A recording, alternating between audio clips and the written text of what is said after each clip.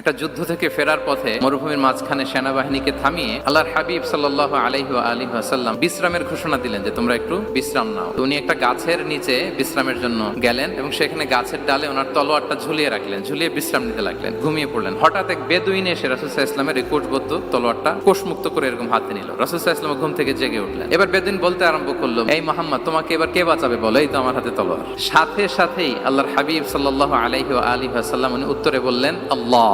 কোনো চিন্তা ভাবনা নাই যে ওরে আঘাত করা যায় কিনা পাল্টা, বা কোনোভাবে ওর কনফিডেন্স ডাউন করা যায় কিনা, কোনো দিকে না তাকিয়ে কি বললেন? আল্লাহ।